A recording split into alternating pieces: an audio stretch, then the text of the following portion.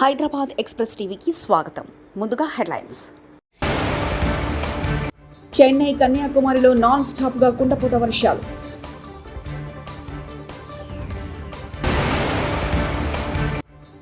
లోక్సభ ఫలితాల తర్వాత భారసా ఉండదు, మంత్రి కోమటిరెడ్డి వెంకటరెడ్డి.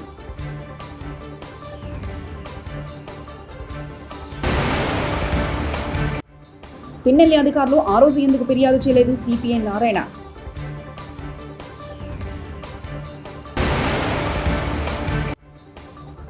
కృష్ణా జిల్లా మచిలీపట్నంలో అల్లరి ముగ్గులపై పోలీసుల కాల్పులు.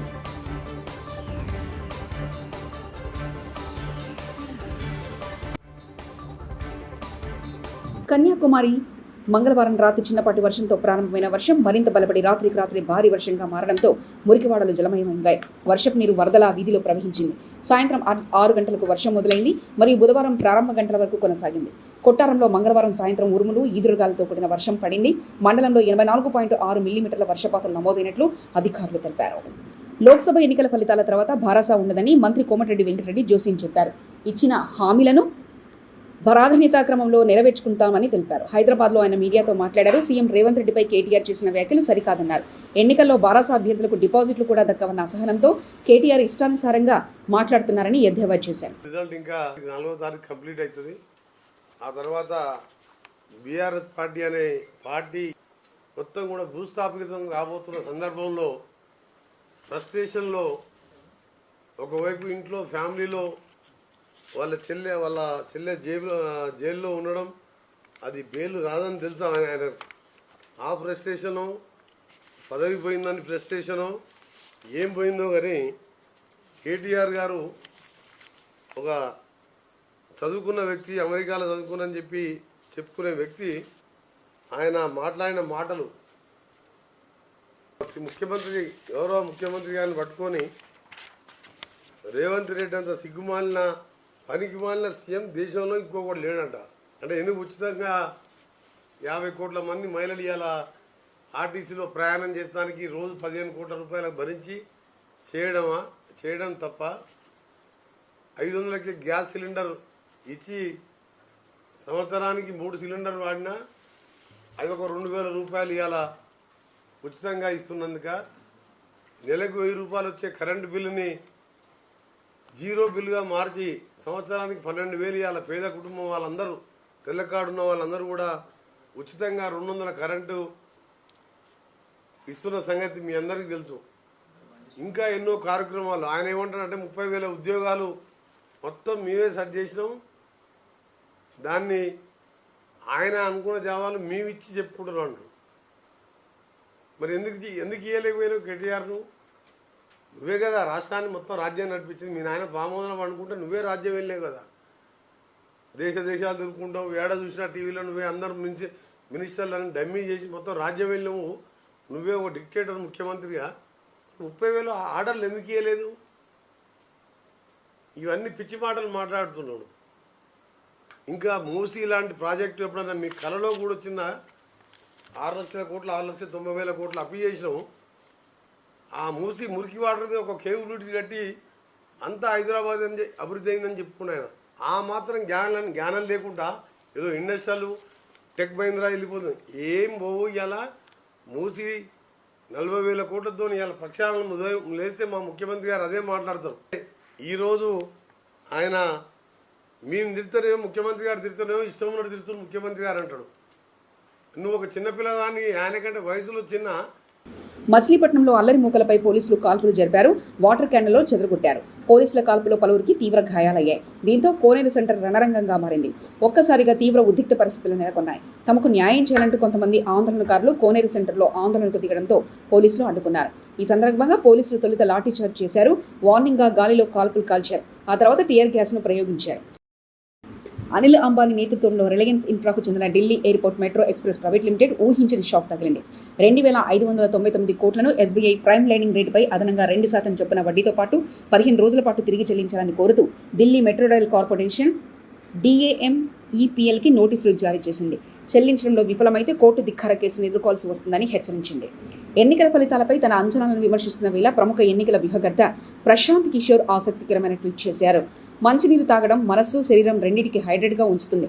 అలాగే ఎన్నికల ఫలితాల్లో తన అంచనాలపై గగ్గోలు పెడుతున్న వారు జూన్ 4న పుష్కలంగా నీటిని అందుబాటులో ఉంచుకోండి. మే 2వ తేదీ 2021ని పశ్చిమ బెంగాల్ గుర్తుంచుకోండి అంటూ ట్వీట్ చేశారు.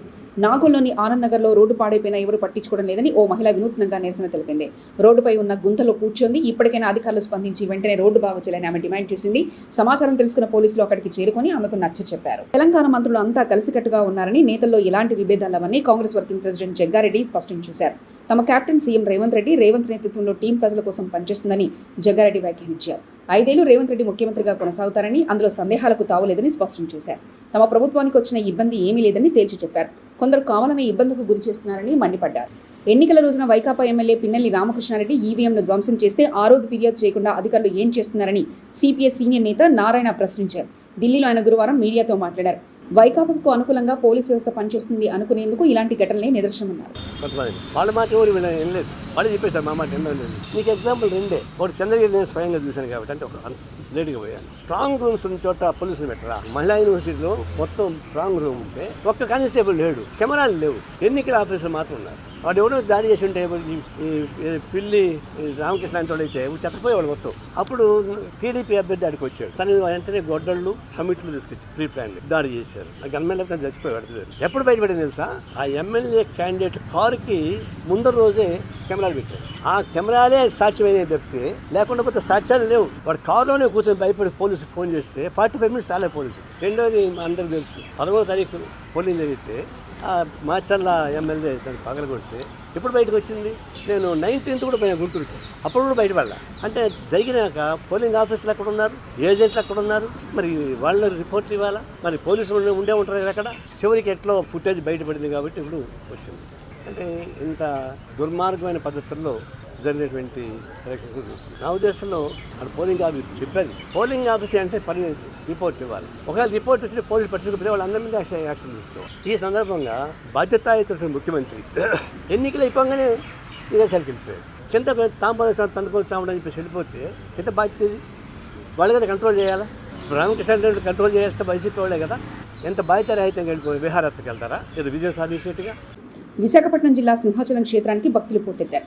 వైశాఖ పౌర్ణమి ఉత్సవం నేపథ్యంలో ఉత్తరాంధ్ర కోస్తా ప్రాంతాల నుంచి పెద్ద సంఖ్యలో భక్తులు తరలివచ్చారు. అడివరంలోని వరాహ పుష్కరిణి చెరువు వద్ద పుణ్యస్నానాలు ఆచరించి అప్పన్న స్వామిని దర్శించుకున్నారు.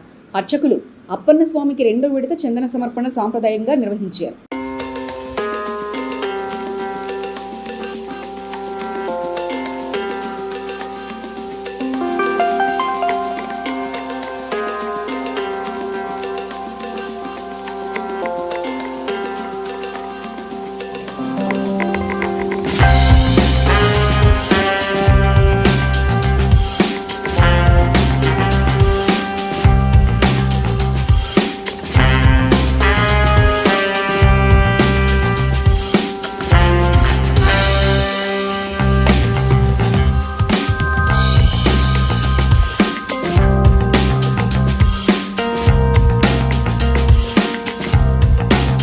కొల్హాపూర్ బీఆర్ఎస్ నేత శ్రీధర్ రెడ్డి హత్యను నిరసిస్తూ చిన్నంబావి మండల కేంద్రంలో ఆ పార్టీ వర్కింగ్ ప్రెసిడెంట్ కేటీఆర్, మాజీ ఎమ్మెల్యేలు బీరం హర్షవర్ధన్ రెడ్డి, శ్రీనివాస్ గౌడ్, నాగర్ కర్నూలు ఎంపీ అభ్యర్థి ఆర్ఎస్ ప్రవీణ్ కుమార్ కు రాస్తారోకో చేపట్టారు.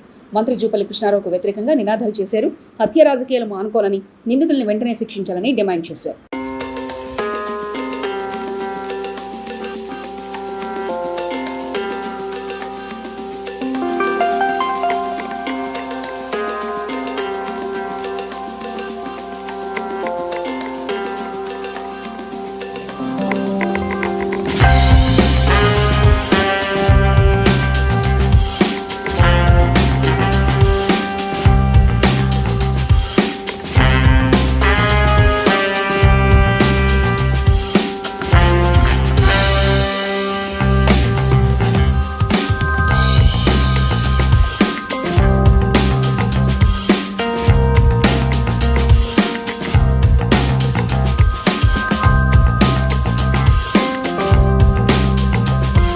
సంగారెడ్డి జిల్లా పటాన్చెరు నియోజకవర్గం అమీన్పూర్ మున్సిపల్ పరిధిలో అమీన్పూర్ మాజీ సర్పంచ్ కాటా దర్శన్ గౌడ్ 6వ వర్ధంతి సందర్భంగా ఆయన కుమారుడు కాటా రమేష్ గౌడ్ సునీత దంపతుల ఆధ్వర్యంలో అమీన్పూర్లో ఉచిత వైద్య శిబిరాన్ని ఏర్పాటు చేశారు.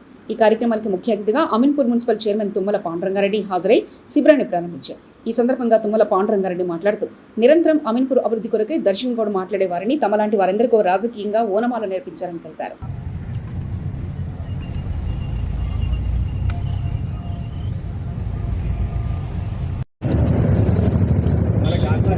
పెద్దలు అమీన్పూర్ మాజీ సర్పంచ్ స్వర్గీయ దర్శన్ గౌడ్ గారి 6వ వర్ధంతి సందర్భంగా వాళ్ళ కుమారుడు కాటా రాజేష్ గౌడ్ గారు, కోడలు సునీత గారు వాళ్ళ ఆధ్వర్యంలో అమీన్పూర్ పెద్ద చెరువు కట్టపై హెల్త్ క్యాంపు పెట్టడం జరిగింది. గతంలో ఇక్కడ అమీన్పూర్ గ్రామ సర్పంచ్గా ఉన్నప్పుడు మేమంతా వాస్తవంగా చిన్నపిల్లలం, అనుభవాలు తక్కువ, రాజకీయ అనుభవం తక్కువ. ఆ టైంలో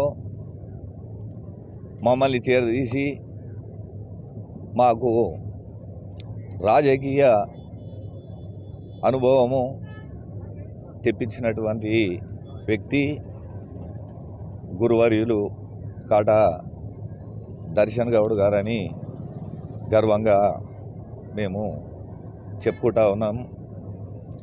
ఈరోజు చాలా బాధాకరం. 6 సంవత్సరాలు కావస్తుంది మన మధ్యలో నుంచి పోయి. ఆయన ఆత్మ శాంతి మనస్ఫూర్తిగా భగవంతుడు చల్లగా చూడాలని చెప్పి, అలాగే ఈ అమీన్పూర్ను బాగా డెవలప్ చేయాలని చెప్పి మాతో ఎప్పుడు మాట్లాడేవాళ్ళు. ఆయన శిష్యునిగా బాధ ఒకటే, ఆయన ఉన్నప్పుడు చైర్మన్ అయిన ఉంటే నేను కూడా చాలా సంతోషపడేవాడిని. అయినా ఆయన పైనుంచి ఆయన కోరిక ఏదైతుందో, ఈ అమీన్పూర్ డెవలప్మెంటు ఏదైతే ఆయన కోరిక ఉందో అదేవిధంగా ఒక బ్రహ్మాండమైన మున్సిపాలిటీగా తీర్చిదిద్దడం జరిగింది. మనస్ఫూర్తిగా ఆ భగవంతుడు అలాగే దర్శన్ గౌడ్ గారు. నమస్కారము. ఈరోజు మే 23వ తారీఖున మా మామగారు 6వ వర్ధంతి సందర్భంగా ఆయన అమీన్పూర్ ఎక్స్ సర్పంచ్ ఆయన వర్ధంతి సందర్భంగా మేము అందరికీ అంటే ఆరోగ్యమే మహాభాగ్యం అని అంటాం కదా. ఇప్పుడు ఎన్ని కోట్ల ఆస్తులున్నా ఏమున్నా మన చేతిలో ఆరోగ్యం లేకపోతే అది శూన్యమే. కావున మేము ఆయన వర్ధంతి సందర్భంగా మేము ప్రతి ఒక్కరూ ఆరోగ్యంగా ఉండాలని కోరుకుంటూ ఈ హెల్త్ శిబిరం అనేది మేము కండక్ట్ చేయడం జరిగిందండి. దీని ద్వారా ప్రతి ఒక్కరూ వచ్చి వాళ్ళ ఆరోగ్యం ఎలా ఉంది, వాళ్ళ పరిస్థితి ఏంది, అది కంటి పరీక్ష, వైద్య పరీక్ష, దంత పరీక్ష, ఇలాంటి ఎన్నో పరీక్షలు మా నుంచి మేము ఏర్పాటు చేయడం జరిగింది. ఇది మేము పొద్దున 10ంటికి స్టార్ట్ చేసామండి. 10ంటి నుంచి సాయంత్రం 6ంటి వరకు ఎంతమంది వచ్చినా అబ్జెక్షన్ లేదు. ఎంతమంది వచ్చినా అంతమందికి ఫ్రీగా వైద్యం చేయిస్తున్నారు ఇక్కడ. ఆయన కోరిక ఏంటంటే ఆరోగ్యం అనేది చాలా ఇంపార్టెంట్ ప్రతి ఒక్కరికి. ఆయన సర్పంచ్ ఉన్నప్పుడు కూడా ఎన్నో కార్యక్రమాలు చేశారు ఇటువంటివి. అదే ఉద్దేశంతో మేము కూడా ఆయన అడుగుజాడలో నడుద్దామనే ఉద్దేశంతో ఆయన 6వ వర్ధంతి సందర్భంగా ఈ ప్రోగ్రాం నిర్వహించడం జరిగింది. ఇక్కడికి వచ్చిన ప్రతి ఒక్కరికి కూడా మా తరఫు నుంచి ఎటువంటి ఇబ్బంది లేకుండా వాటర్ ఫెసిలిటీ కానీ ఏది కానీ మేము ఏర్పాటు చేయడం జరిగింది. దీనికి ముఖ్య అతిథిగా మేము అమీన్పూర్ మున్సిపల్ చైర్మన్ పాండురంగారెడ్డి గారిని ఆహ్వానించడం జరిగింది. ఆయన పొద్దున 10ంటికే మా కోరిక మన్నించి పొద్దున 10ంటికే కౌన్సిలర్లు అందరినీ వేసుకొని ఇక్కడికి వచ్చి కొబ్బరికాయ కొట్టి పూజ అనేది ప్రారంభించారు. విషయం ఏంటంటే మొన్న మే 5వ తారీఖు మా పెళ్లి రోజు అండి. ఆ పెళ్లి రోజు సందర్భంగా మేము కేడీజీ అంటే ఆయన పేరు మీద ఒక ట్రస్ట్ అనేది స్థాపించడం జరిగింది. ఇప్పుడు ఈ ఆరోగ్య శిబిరం కూడా ఆయన పేరు మీదనే చేస్తున్నాం మేము. కావున ఇప్పుడు ఇక్కడ మేము మైనర్ చేయించవచ్చు, ఏదైనా మేజర్ ప్రాబ్లం ఉన్నా కూడా మా వంతు మేము చేయగల సహాయం ఏంటో ఆ కేటీజీ ట్రస్ట్ ద్వారా చేయగలుగుతాము. సో ఎవరికైనా ఏదైనా ఇబ్బంది ఉన్నా, ఆర్థికంగా ఏదైనా ఇబ్బంది పడుతున్న వాళ్ళు, ఆరోగ్య విషయంలో వాళ్ళకి ఏదైనా సమస్య ఉన్నా కూడా ఈ కేటీజీ ట్రస్ట్ చైర్మన్ నేను. సో నా ఫోన్ నెంబర్ అవన్నీ డీటెయిల్స్ అన్నీ ఇచ్చాము మేము ఆల్రెడీ. ఆ ఫోన్ నెంబర్ ద్వారా మమ్మల్ని కాంటాక్ట్ చేయొచ్చు. చెన్నై కన్యాకుమారిలో నాన్ స్టాప్గా కుండపోత వర్షాలు.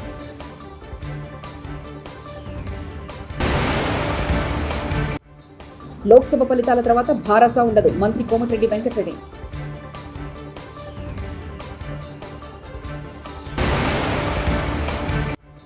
పిన్నెల్లి అధికారులు ఆ రోజు ఎందుకు ఫిర్యాదు చేయలేదు, సిపిఐ నారాయణ.